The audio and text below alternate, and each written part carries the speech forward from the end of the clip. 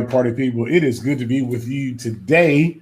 I don't know what day it is, what time it is for you, but I am glad that you've chosen to join us on Pastor JDO3, the podcast, where I allow you to hear some of the amazing conversations that I have. I am blessed to know some amazing people, and I am blessed to be able to extract some wisdom from these people from time to time. And one of those people is going to be joining us today. So I hope that you're eager, that you're ready, and that you are thirsty for some knowledge and just eager to hear about the life of someone who has made a great difference in the life of so many people. And mainly, that's this guy here, Johnny Ogletree III. And so welcome, welcome, welcome. So I want you to just welcome with me a great brother, and that's that man, Elijah White.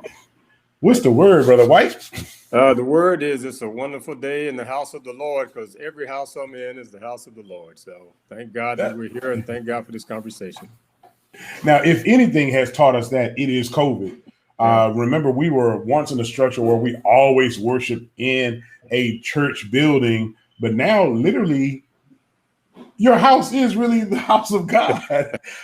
So has it been a tough adjustment for you?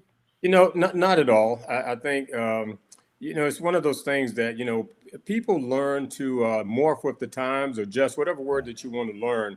But when you've got goals and objectives, you've always got to have a pivot plan. And to me, COVID has forced us to have some real pivot plans in there. And we can sit in the house and we can mourn and we can, gripe and do all kinds of things, or we can just get on with the program. And thank God that there's technology that allows us to continue with the program. So, we haven't skipped a beat. I don't know if Pastor wants to hear this or not, but I like the fact that I don't have to get up and get dressed sometimes to listen to it. Oh, Lord. He can't see me. I can still hear him. Yeah. So, we're always on time. Yeah. True, when we were, transporting ourselves through our vehicle. But no, I think, we've managed it very well. My wife has gone back to work now. I've retired, so it's really a life of leisure for me. So no issues. Well, what a blessing that is. And I'm glad that you brought that into light, because, man, one of the things that causes us to suffer the most, I would say, is not just the tragedies that we encounter or the turmoil that we encounter, but it's not having a plan A, and then not having a plan B. So you talked about this thing called a pivot plan, and I know that's something that is big in corporate world. Why isn't it more prevalent in our own individual lives? I think because we get comfortable in our own skins. I think too many times, and I'll use myself as an example, because I've made many mistakes in I'll call it my professional career, if you will. But most of those mistakes are not things that anybody outside of me or my household would even recognize. And it's because I got comfortable in my own plan. Now, fortunately, I had a good plan and it worked.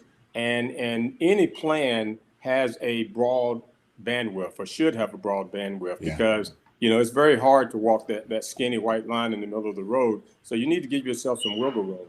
And if you've got a decent plan that allows you to pivot a little bit left or right, I think most people are going to be fine. I think the people who really find themselves in trouble are folks who don't have a plan, or have a plan that is too specific with no pivot plan, if you will, involved. Now, that was one of the things that I was going to ask you, because remember I told you I wanted to really talk and pick your brain about this money. Yeah. But at the same token, one of the things I wanted to ask you about is you also said that you're retired. Did you start planning for retirement day one, or was this something where you looked up and you were 35 and said, you know what, let me get this done? Yeah. Day one sometimes is a day too late. You really need to be thinking about it as you start. Just an interesting story. I remember when my first daughter was born, and of all people, I started talking to my insurance agent about saving for my daughter, because insurance companies actually have a savings plan. I know that sounds hard to believe. And basically, he said that if you wait till she's 5 years old, you're probably too late. You need to start now. Wow. So, I fortunately worked for a company that actually still has a 401k, has a savings plan, and all those things. And even then, I made lots of mistakes, just because I'm going to use the term ignorance, and maybe it's just uneducation. Maybe that's a better word for it, because I didn't come from a family that had money. I knew nothing about the financial world. I know you go to work, you make a salary, and you pay bills. That's kind of what I came into it with. And so in terms of the right avenues to save, But the company had a saving plan, and you put money into it. You could put 6%. I think the max you could put in was 7%. A lot of people put very little in it. Some people say, well, I'll wait 10 years till I do it. But the right thing to do is start day one. And even if you only put in a small percentage of it, and we used to call it back before you were born, saving for a rainy day. Our parents used to put a little money under the mattress or whatever, saving for that rainy day. And this is kind of that same thing. And you do need to have a plan for that rainy day. And that plan is a simple one. I have a certain lifestyle while I am employed. What do I want my lifestyle to be when I am no longer employed or when I'm retired? And that's kind of the plan you need to save for, with the understanding you don't control most of that.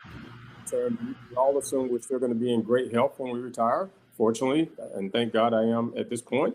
We all assume that, we have no outside issues going on, lawsuits, whatever you want to bring into it. Yeah. And so it's just going to be straightforward. It's hard to plan for those outside events, but, again, have a wide road that you're planning for and kind of stay with it. And you got to stay with it. That is the main thing.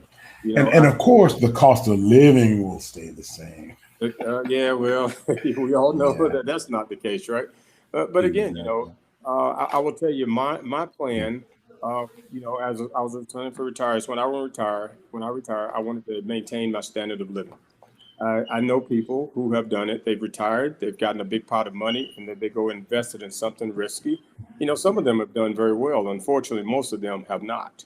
And my plan was, I retired at 60. If you start trying to get rich at 60 and spend every penny you got, the difference between 60 and 25, if I lose all my money at 25, you know what? I can continue working and I can grow that money back.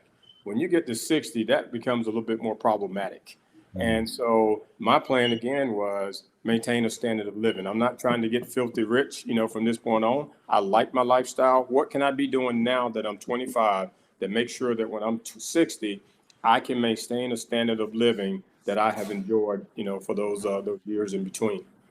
Now, when you did that, let me ask you: Did you have a dollar amount in mind? Like, I'm going to save a certain amount of money, or were you thinking more along the line of handling debts and managing your assets? All of the above. I wouldn't even say there was a dollar amount involved. I would say that there was a percentage of what I have today that I'm going to set aside, to build towards the future. And I learned a lesson early on because, some of the advantages of the company that I worked with is you could buy into a savings plan where you could just put it in, it's called unallocated cash. You just put cash in there. The company would match what you put in there. And then basically it just sits there and it gains interest for many, many years, right? Mm-hmm. My awakening was a couple of years after I've been working, stock split. And I was asking everybody, what is a stock split? I knew nothing about finances, and they kind of explained to me. So let's say I've got, 10 shares that are worth $10. Mm-hmm. Now the company splits it.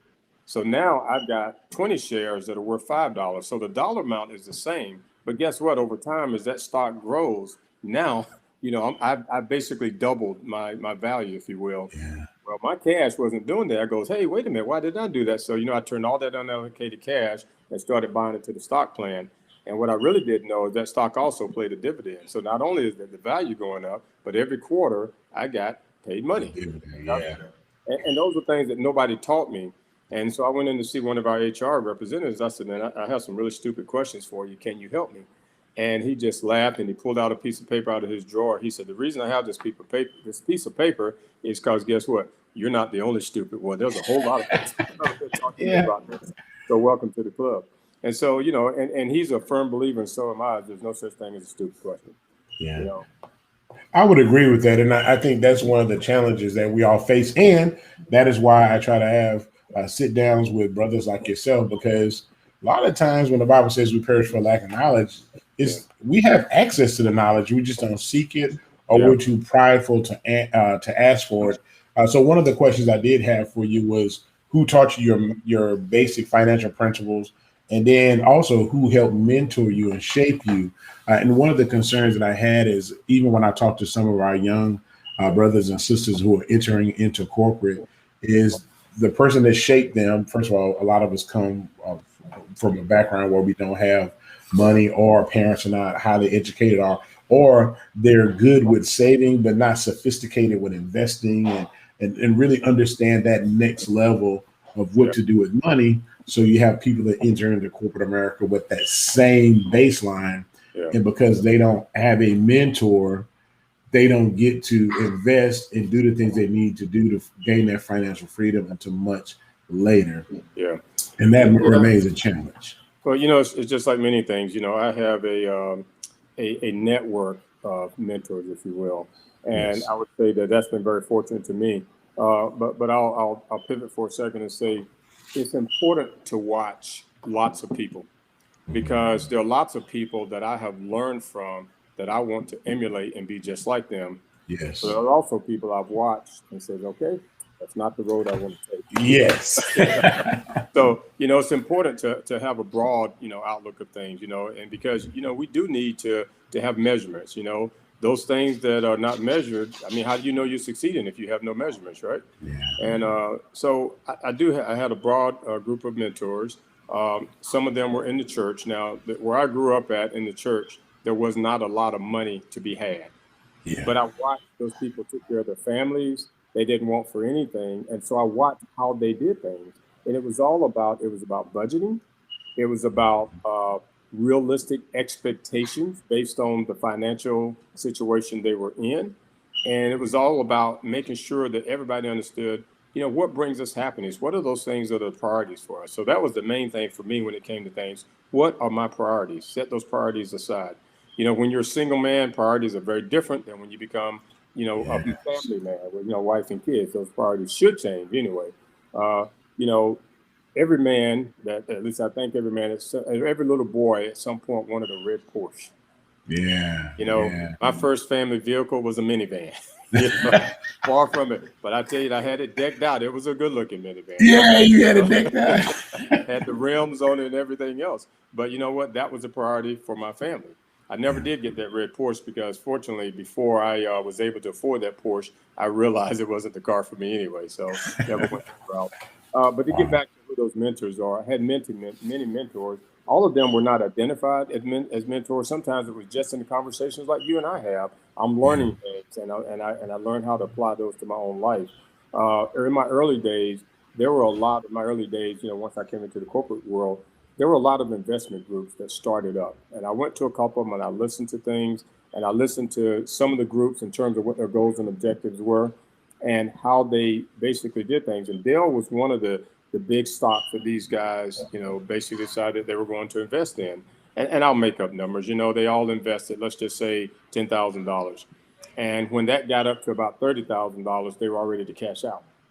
Wow. And now, if you follow Dale, because there was a study that was done, it was done many years ago, and it was based on if you had $10,000 and you put that $10,000 in Dale and Walmart and in Exxon. At that time, it was before the merger, and let it stay there for 8 years. The Exxon had a great return. That $10,000 in 8 years became $29,000. Yeah. Okay, that $10,000 in Walmart in 8 years became $1.2 million. Oh, That wow. same $10,000 after 8 years in Dell became 1.9 no, I'm sorry, $2.1 million. And Wow. here I am thinking my $29,000 is a great deal, but look what Dell and Walmart did. You would have never guessed Walmart. Dell, you might have guessed, right? And Yeah. so those brothers that pulled out at the 30,000 missed a great opportunity. Wow. Here's the problem, though. They still made $20,000, right? Yeah. But guess what? Had they stayed in it too long, they would have lost their shirts.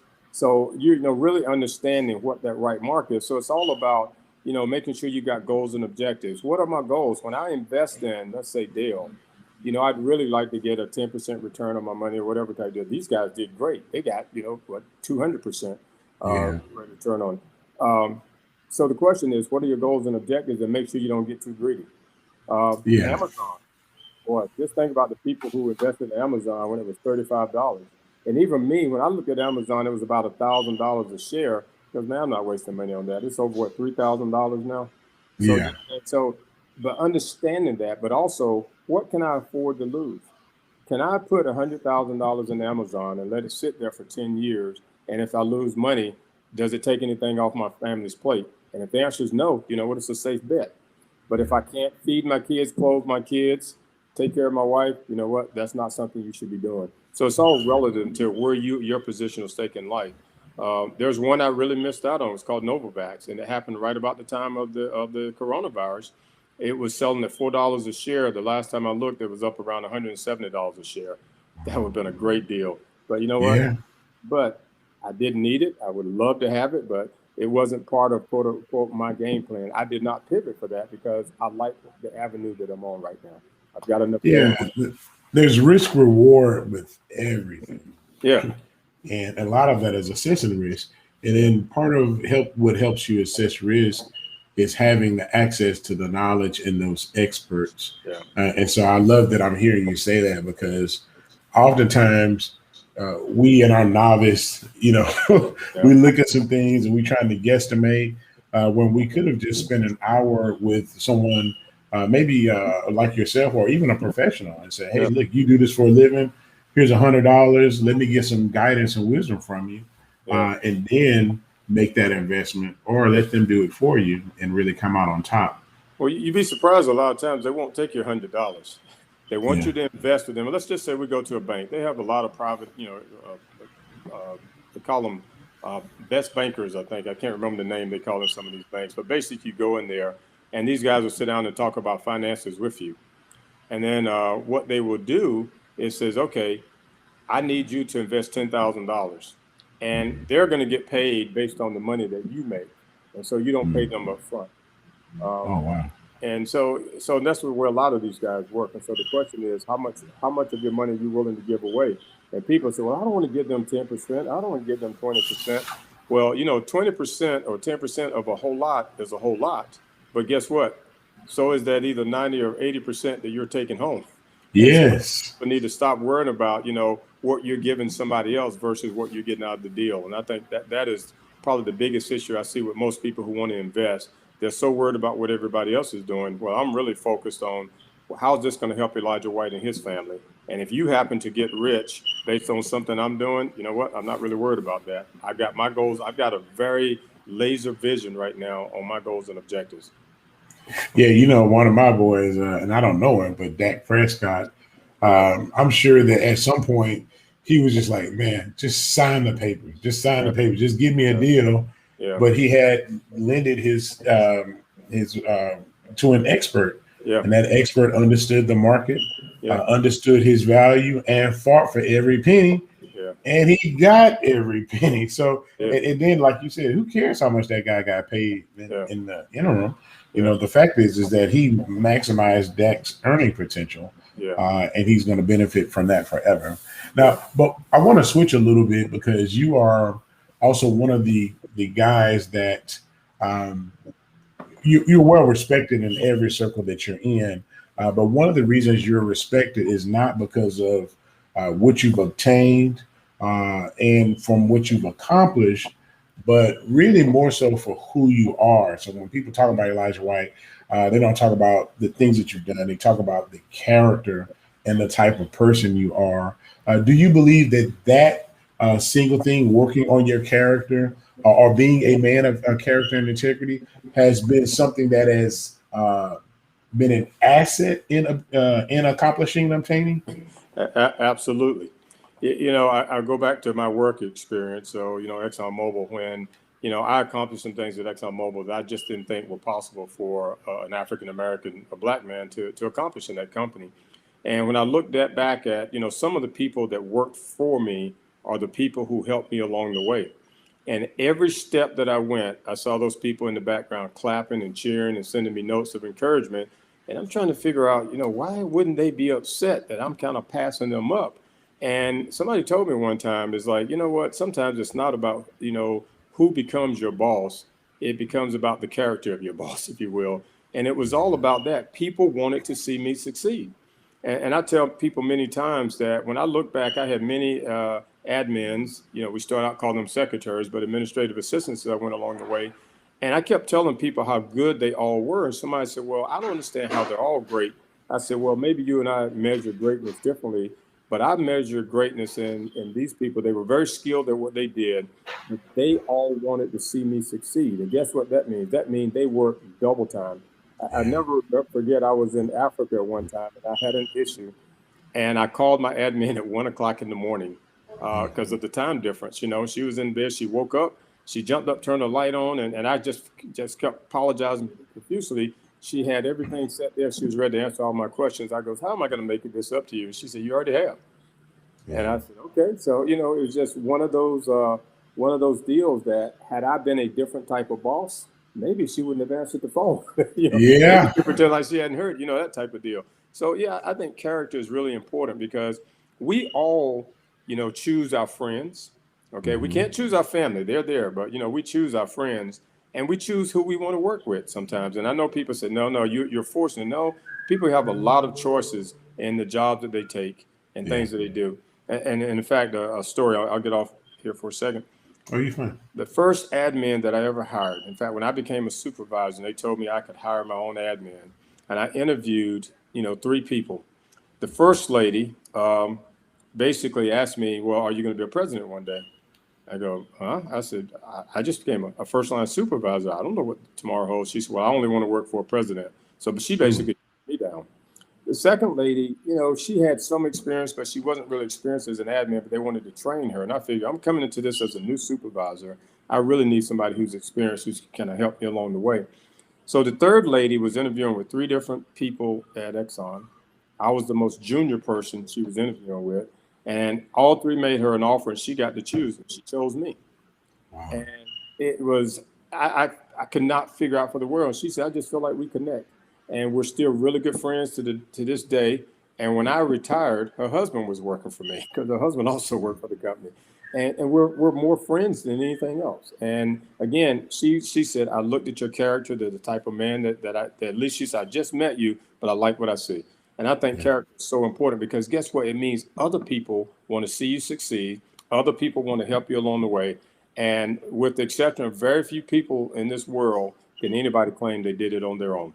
Now, people can claim it. Whether they did or not is a whole different thing. Exactly. Well, one of the things that is probably valued the least is people.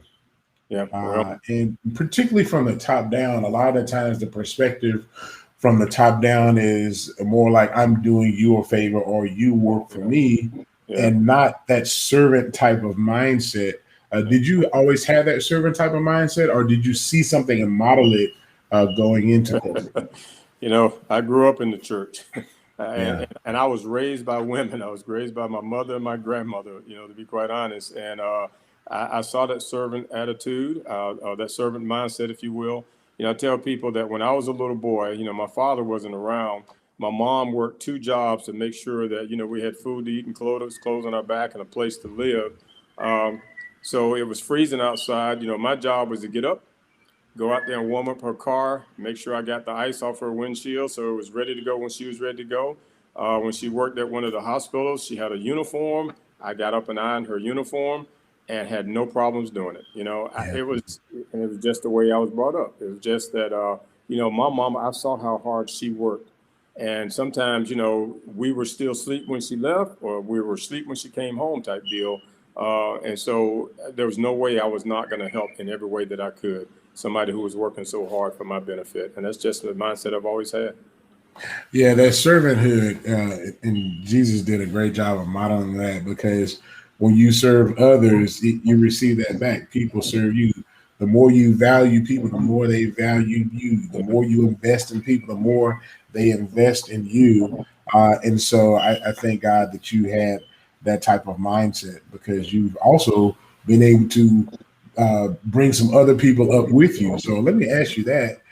Is what is it like to not just walk up the ladder, but to also be able to mentor some people and to open some doors for them as well? You know, I think it's one of the things that other than say, you know, watching my children walk the right walk, you know, seeing people that I've kind of mentored along the way, you know, accomplish some of the goals and objectives they set, I'm not sure anything makes me prouder. And the fact that they would still call me. I won't tell you the name of the company that the guy works for, But I will tell you, he's a senior executive, one of the most successful companies on the planet. And I met him some years ago when I still thought he was a pretty high level guy. And he came to me and asked me to be a mentor. And I almost laughed at him. I go, shouldn't it be the other way around? And I would find that I'd be walking in the mall over Christmas with my daughter shopping, and this guy would call me, asking me, real critical questions that were important to him.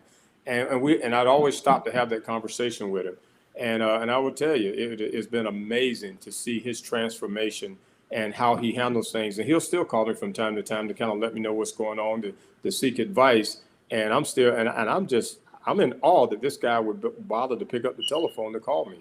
I got a happy anniversary note on FaceTime from a lady the other day who's the CEO of a major company in Australia. And I actually sent her a note. It was like, why do you have time to even mess with us regular people? She just laughs about that, But again, it's like I am so proud to see where these folks are and the fact that they have not forgotten the people who, no matter how small the hand or the help they had along the way, they haven't forgotten that. And to me, those are the people that I'm just so happy to be around because I know what they're doing to try to help others. And in fact, this guy, Exxon went through a layoff here recently, and I had some friends that were laid off, and they started calling me up, and I called this guy, I said, I'm going to send you a couple of names, and I'll try to only send you a few. He said, send me all the good people you got.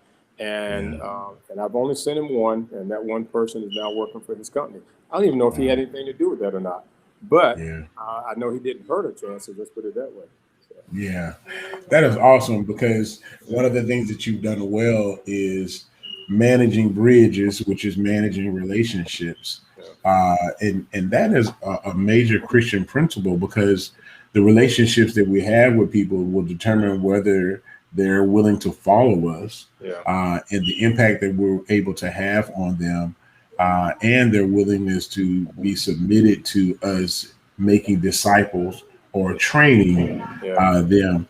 Now, I know one of the hardest places to do that is at home. So let's transition because I'm a girl dad too, and I know you have a son as well. But you start off as a girl dad. So let's talk about this girl dad thing, man.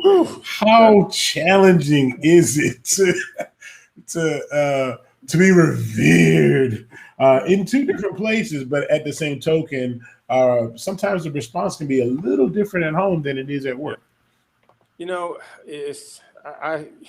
Maybe I set the bar too low. I remember having conversations with my daughters early on, before the son came along. And I said, here's the deal. Like my oldest daughter, I used her for example, when I was going to get her first car, we set some goals. Okay, you can't get pregnant before high school.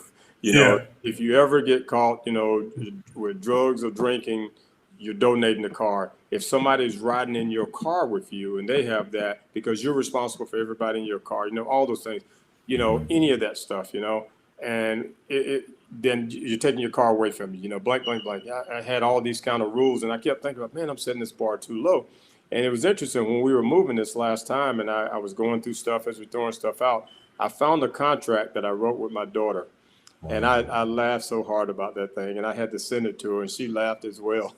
And it was just about, let's come to some understanding about, I don't expect you to be perfect, but there are some minimum hurdles that you have to get over, right? Yeah. And, I can't tell you what you're going to do when you grow up. I want to see you grow up. And I remember my oldest daughter told me, she said, Dad, people learn from their mistakes. And how are we going to learn if you don't let us make mistakes? And I looked her in the eye and I said, you know what? I said, you are so absolutely right. But here's the deal. There's some mistakes that you don't recover from. And those are the ones that I'm really trying to step in the way of. So what I hope you heard from that is we talked. We had conversations. We didn't always agree. We had some disagreements. And I gave them the right early on in life to always challenge me when I gave them directives. Now, it doesn't mean you're going to have to do it, but you're free to ask questions to why, as opposed to the do what I tell you to do, whatever to do. Let's talk about why I want you to do it. And there were times that I regretted giving them that authority, if you will. Yeah. But as they become adults, I'm so glad I did because I, at least in my view, they never abused that authority. And my kids are nothing close to being perfect. Nobody's kids are, but I'm proud of every last one of them.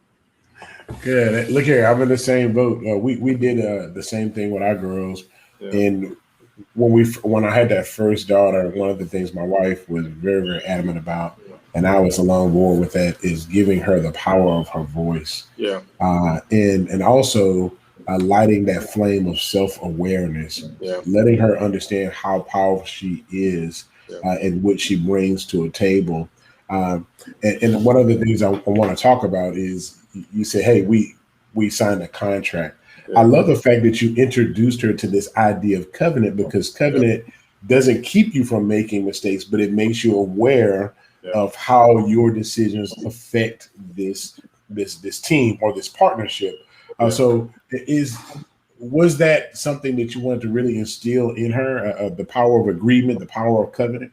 I did, and the power of responsibility and accountability more than anything else. So it's Yes. like, there is some accountability, and there are some repercussions to some of the things that you do, and they don't only affect you, but they affect those around you. So it was not just the contracts; it was the checking accounts. I tried to help them understand, because I remember going to look at a vehicle one time, and we decided to look at a more expensive vehicle, and my daughter fell in love with it. I goes, well, we can't afford that right now. And my daughter looked at me and goes, Daddy, just write a check. So, okay. So, all right. So now we need to Yeah, I we need love to it. I sit, love it. we need to sit down and have a conversation. So we sat down, and I kind of created their own little checking accounts, and Yeah. what happens when you take money out and you can only spend what you have in there. And then even with a stock deal, I put them together a stock sheet, and I says, okay, you guys have this much stock. Now you have to watch it. If it goes up, this is how much you've made. And it was just a little simple Excel spreadsheet, just so that they would kind of understand that, hey, I'm going to watch this stuff, and I can make money or I can lose money. And at the end of the day, I can't tell you, how good any of those lessons worked, but Mhm. none of them have seemed to have had any issues when it came to money. Let's put it that way. Yeah. So, Well, what you did was great for them, and this is going to lead us towards something that we mentioned yesterday to talk about, and this generation is coming behind us, because one of the things that we talked about is giving a baseline. Now, you yeah, had a baseline yeah, of a responsible, hardworking mom and yeah, grandma. They instilled in you hard work ethics. They instilled in you the understanding of what a servant is, and what you bring to the table.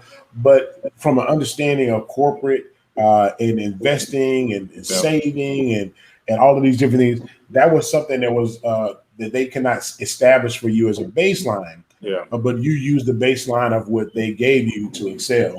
Now here you are able to establish a completely different baseline for your daughters, which should make them some monsters out there. So what is Well, it like to be able to put them on a baseline like that? the problem is the baseline has changed because, if you look at, again, we talk about technology. Yeah. And when you look at who are the stars of the planet these days, right? Obviously, they're athletes that are making lots of money. They're entertainers, or all these other things. It's like, okay, well, I don't have skills. I can't sing. I can't act. I'm not 6'8" and handsome, type deal. Um, Mhm. and I can't run fast. I can't jump. So those things are off the table for me and for my kids. But guess what? There's these things called these social media influencers now. And our Yeah. kids are TikTokers, and they say these kids are making tons of money, hundreds of millions of dollars doing all this stuff. And so all of a sudden the kids are backing up. Wait a minute, why do I have to go work hard for 30 plus years when I could just Yeah. do this?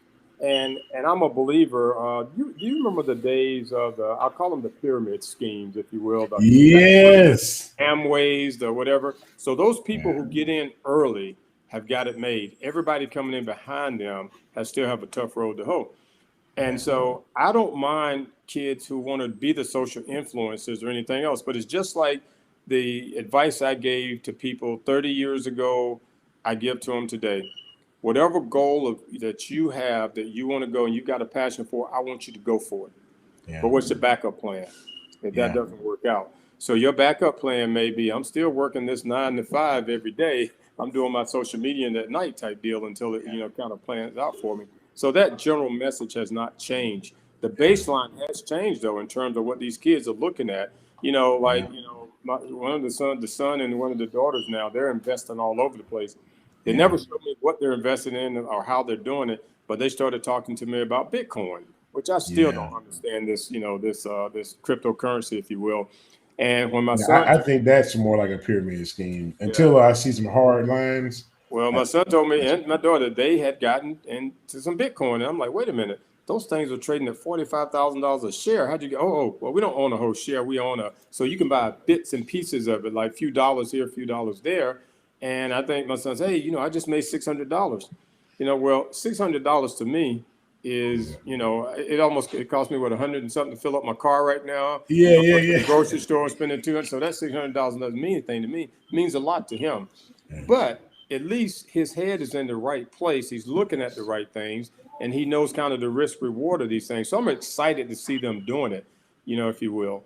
But they also know they still got to work a 9 to 5, if you will, while they're waiting on these, because this little $600 that's coming in, it seems really great right now. And it is a positive step, but guess what? It is not going to pay the bills. So I think they've got that right mindset. So I'm okay with them doing that. My son is a video game fanatic. He'll stay up at 5 o'clock in the morning playing video games. Drives me absolutely crazy. But you know what? Graduated high school, played a whole bunch of sports in high school, graduated college. I think he's taking his test to graduate from the fire academy today. He just finished his EMT training. You know what? It's kind of hard for me to be mad about the video games because he's doing it. And I go back to me. When I was in graduate school, my professor told me that I was going to struggle because, I'm in graduate school now. I used to work out all the time, worked out every day. I like to go on dates from time to time. I wasn't married then, Diana. I like to go on dates from time to time. And he told me I had to cut all that out. And I told him I refused to do it. And when I graduated, I remember he came up and put his arm around me and he said, I'm so proud of you. You did it your way. And I knew what I had to do to succeed. And if all I did was study, I would have probably crashed and burned. And I think that's good that we have to look at the next generation and to take into context that things are different. But I want to go back to this baseline, because part of the baseline that you gave them was not just an understanding of money and investing and being strategic, but also character, and then this other word C that I want to throw in is compromise. And there are a lot of opportunities that could make a lot of money, but we still have to be people of character. And then we also have to have that line. It's like, okay, I'm not going to go past this line to make money because I'm not going to compromise this character. So let's talk about that a little bit, because that's the new thing. There's a lot of ways to make money out there. Yep, it is. It is. Character is something you can't teach, right? You can demonstrate it, and you can talk about it. As my mom says to the I forgot what term she used. But at the end of the day, people are going to decide for themselves how important that is for them. So we have to be convincing. The only way we can be convincing is we have to demonstrate it in the way that we live and the way that we act. So when times get tough, we want them to look over and say, yeah, that's what I need to be doing. That's what I saw my mother or my father doing. So character, again, is extremely important because it can carry you a long way. And again, from, you fall in the street, that person, sticking out their hand to help you up, versus that person pushing you farther down. A lot of times character is the difference between how other people react to how you behave. And again, whether people want to help you out or not.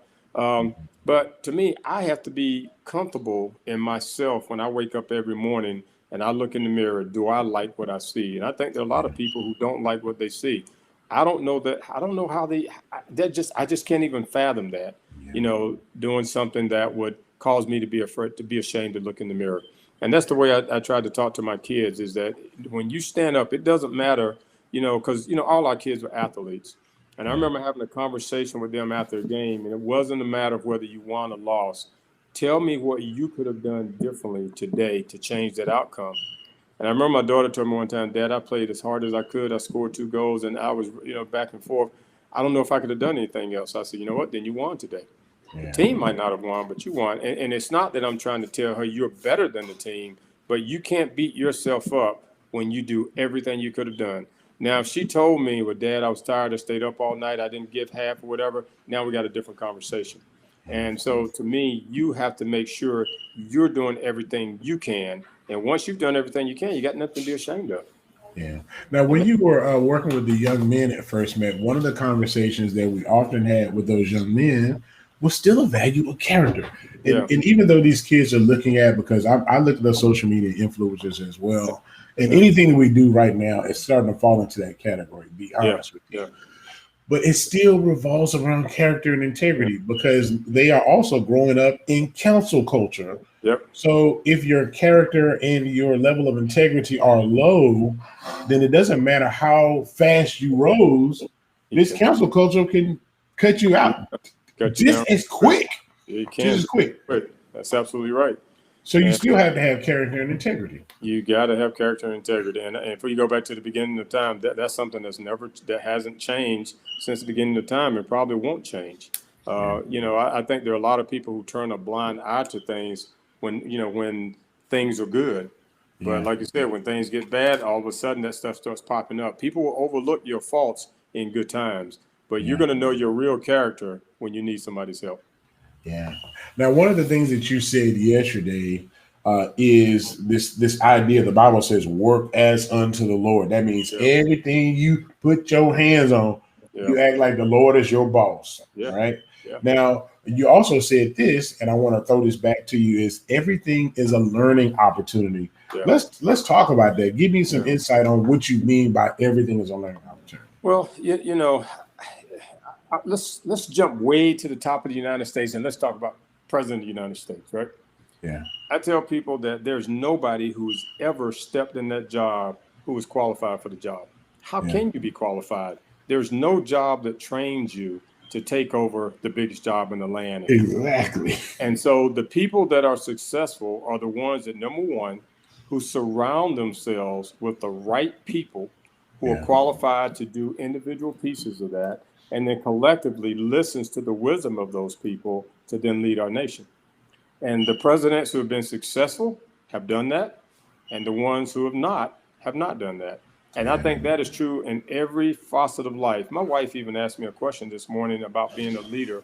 As a leader, are you expected to know everything? And it's just not humanly possible. Yeah. And that's why, you have executive teams. The executive teams have their executive teams. I mean, it is a pyramid scheme all the way down because most of the knowledge of an organization is at the base level. Yeah. There was one of our executives one time, he put together this demonstration, and it was basically the analogy was a wedding cake. It was a huge wedding cake. And if you think about that bottom layer, that thing is huge. Yeah. And then go up to the top, that smallest level at the top, layer at the top, where they have the bride and the groom sitting there. That's the smallest layer. And that's kind of the way it is. So all the knowledge is in the base. The weight of the organization is in the base. And then as you go up that pyramid, that person at the top has to understand has to have a basic working knowledge of their corporation and be able to talk about it. But there's no way they can run that corporation by themselves. And that's just a fact of life in terms of understanding how the machine works, if you will. Yeah. And so now, the more I talk to people, so it gets back to that other C word, communication. I can be the smartest person in the world, but if I don't talk to anybody, nobody's going to know I'm smart. Yeah. And the people who need my knowledge won't be able to get it. So communication is extremely important. And so that dynamic machine works by the base having the knowledge and communicating the important parts of it to the person at the top, and the person at the top using that knowledge now to be able to do the job that we need them to do. Now, let me jump in here because one of the things that you said when we chatted yesterday was this understanding that every assignment is a learning opportunity. And I wanted you to talk about that because there was a young man that I would talk to a couple of weeks back, and he was like, "Man, I'm at this job and they give me this old dumb assignments and it's not even challenging me." Yeah. And I was like, yeah. Handle your business. Yeah. How many young people come in, don't like the assignment, don't feel like it's challenging, feel like it's beneath them. Yeah. They fluff over it, and then the higher up say, "See." Yeah. Well, it happens quite a bit, and the good news is it is not restricted to an ethnicity, a color, or gender, or anything else. It's all over the board that people feel that way. And I remember one young man came in to see me many years ago because at that time, when we brought new hires into our company, we put them into what we call a new hire training program. And there are many facets of the business. And so we have for 8 months, they would go into one job. and then they transfer to something else. And then so they do 3 8-month assignments. And at the end of that 2 years now, we says, okay, so let's look and see how they perform in each. Where's a good place to start them? But at the end of the day, they're getting a broad, experience base of that whole business.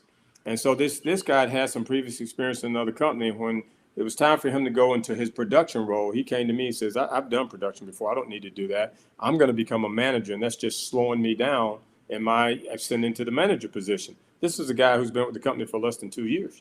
And I told him, I said, well, first of all, if you are going to become a manager, I think that's going to accelerate your getting there by having these experiences earlier. I said, if you look at people from my generation, sometimes it might have taken us 10 plus years to be able to get some of the experiences that you're getting today. And we're fast tracking that. And about a week later, the guy resigned and went to work for somebody else. I thought about him probably in the last year or two, because that happened probably 15 plus, probably maybe 20 years ago. And I can't even find him on social media. I can't find him anywhere. So he's definitely not in the industry, but here's a guy who's going to become a manager. We've had other people who do the same thing. I look back at some of my experiences where people ask me to do something. And, I'm trying to learn, but that has nothing to do with me trying to learn. My boss just gave me an assignment. That's what I'm going to go do. And I kept doing. That was my attitude. I don't know if you call that a servant attitude. I'm not sure what it is. The boss is giving me a job. My job is to go do the best job that I can do at reaching those goals and objectives. And I remember one day, you've heard of Rex Tillerson, I'm sure, right? Yes. So I was a division manager in our research company, and I had to give a presentation to Rex Tillerson. And I knew who Rex was. I didn't know him that well, but I knew who he was. And he obviously knew who I was. But so when it was time for me to go give my presentation, I gave it. And then they asked me, normally when you finish presenting, you get up and leave. But they said, no, just go ahead and sit. You can listen to the next couple of ones, which was going to be a learning experience for me. They got to a subject that was very tricky for the company at that time. The company was involved in some lawsuits and things. And Rex wanted to have an update on that. And there were 2 presidents, a couple of VPs, and a few other folks in the room. And they all looked around and I said, well, I don't know a whole lot about it. I said, and I probably talked for 30, 45 seconds. I don't know how long it was, but it was a pretty short, just giving, hey, here's what's going on. And everybody looked at me and they were in awe. They couldn't figure out how in the world would I know this. You want to know how I knew that? The way I knew that is, I was a little nervous. I got to go talk to Rex today. When I get nervous, I like to walk and I like to talk to people. And I was walking down the hallway, looked in the guy's office. He was sitting there with his feet on the desk reading a book. And I said, hey, how's it going? And he got nervous, put his book down. I said, no, I'm just walking around talking. I said, what are you working on? He was working on that very thing.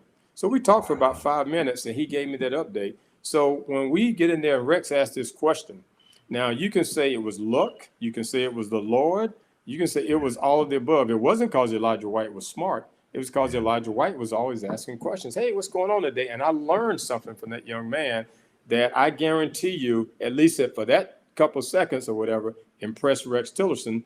And that may have had something to do with me continuing to have a successful career. I can't swear to that, but, but again, to me, that's why I like to talk to everybody, because you're always learning. And every new experience you have, you're going to learn something. Now, what you may learn is, this is not what I want to do in life. Yeah. And it may help you make some career decisions, but you're still going to learn something.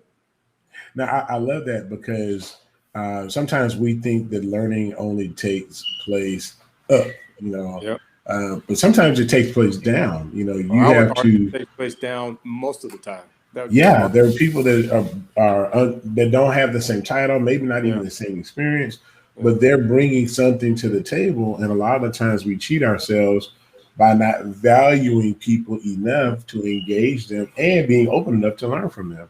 Yeah. So I was before the Arab Spring happened, I was in Libya, and I was talking to some of our employees over there. Whenever you have the executives come over, they like for the employees to get together and just have chat sessions. And we were talking about the whole mentoring. And there was an engineer, because most of the people were very inexperienced young folks, but there was one engineer who had been there for, I don't know, or at least had been an engineer for a while. And he was telling me that there was nobody to mentor him. And I said, why is that? He said, well, all these people are very young people. I said, you're an engineer? He said, yeah. I said, well, most of these people are geology. How much do you know about geology? He said, well, I know nothing. I said, well, you don't think you can learn something from these geologists? He goes, well, I hadn't thought about it like that.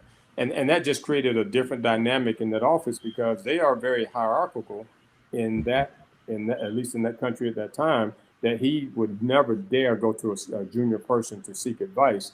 And all of a sudden now he realized, hey, this is to my advantage to do this. And sometimes it just takes, having that conversation, but it also takes the willingness of that person to be able to say, you know what, I can learn something here. Let me go do it. Yeah. Now let me, because we got 10 minutes here, and I know I told you 60 minutes on the nose. Look here, we talked about this. Let's go back to this baseline. Yeah. Because I think we can close out these last few minutes with this type of thought process. Right. One of the things that we talked about yesterday was this next generation, and how they're coming after us. They're doing some things we never thought that we even would dare to do. Yeah. And part of why they can do that is because of the baseline that we've established. Yeah. So let's talk about that baseline, or what you even perceive from it. Yeah. To me, baseline is a tough word because it can mean so many things, but I'm going to talk about my baseline. Number one is I can't tell you what to do when you get over, well, let's say 18, 21 years old. But up until that point, while you're living in my house, we're going to church every Sunday. Yeah. Okay. We're going to school every day. We're going to graduate. Let's talk about just those things, what I'm going to call that minimum requirement of things that we're going to do. Yeah. And what I'm really trying to do is to help you establish a baseline for yourself, because as you become an adult and you get your own family, you're going to have to establish your own baseline. But for somebody who's not had any kind of baseline, that's going to be extremely difficult. So again, it's a learning environment. The proud thing for me is, one of the kids go off and goes, hey, I'm in a new city, in a new state. Hey, I found the church. That was one of the first things that they said to me. I said, great, tell me about the church, but you don't know how much I was beaming inside, Or, hey, Dad, I'm having some struggles at work today, and they want to talk to me about it.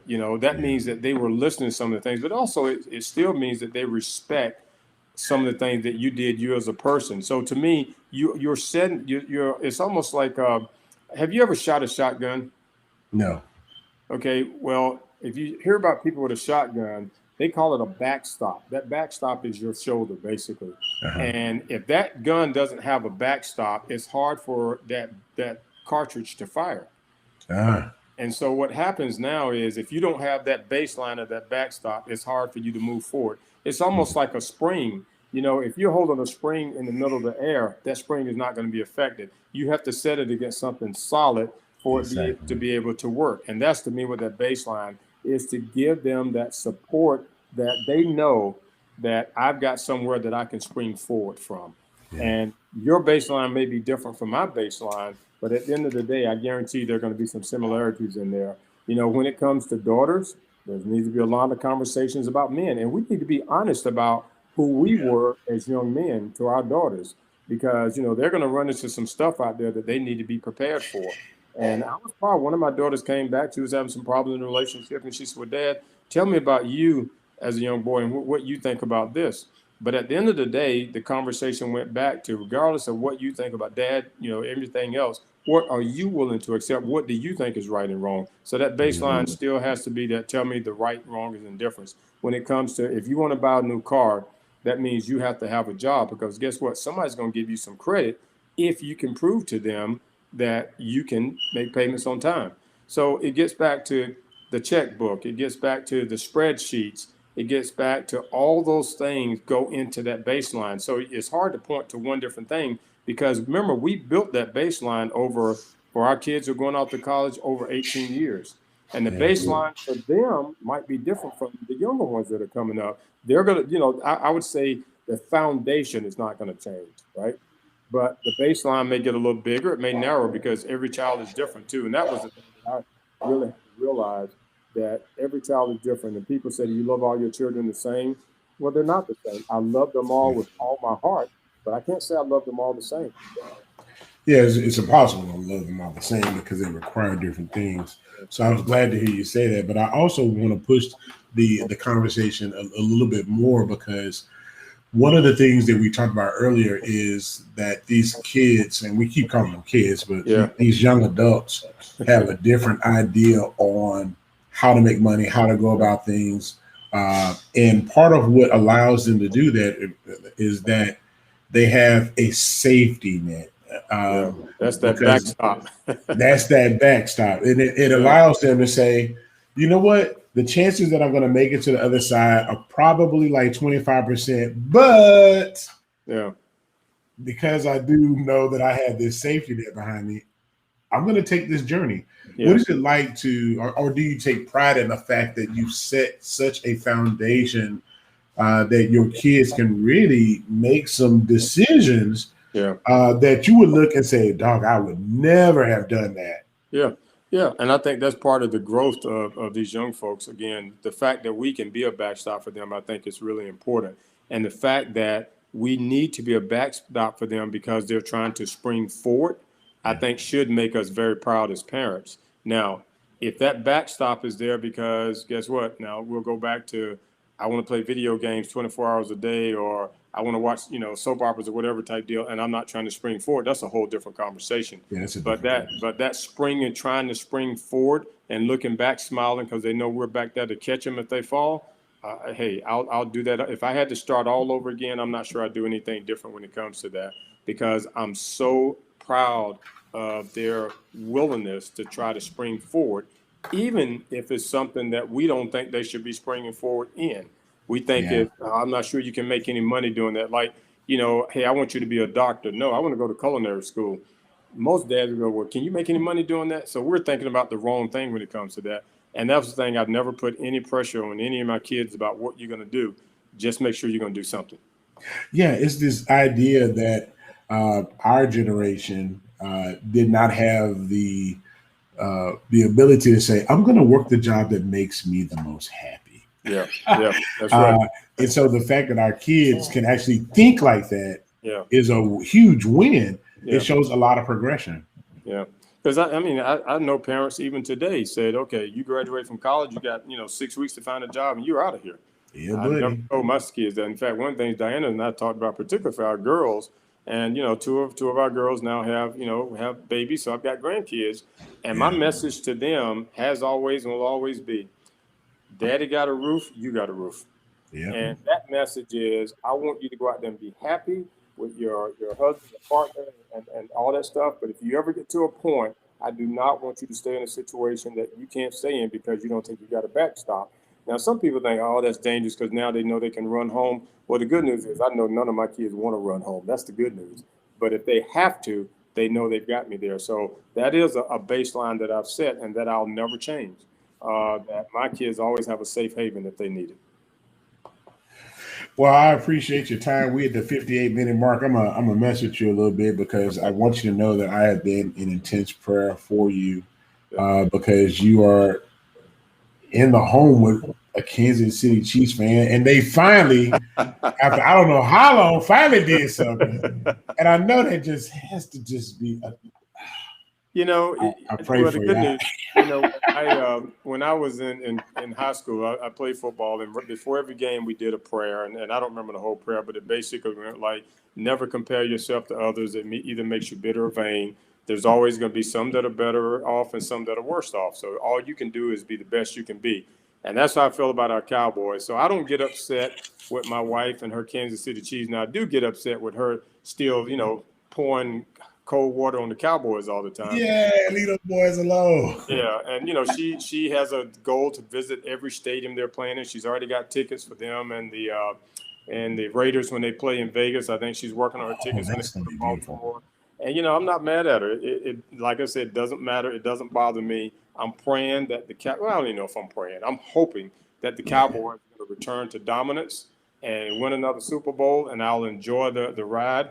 But if not, if the game's bad, I'll just turn off the TV and go play golf. I feel you on that.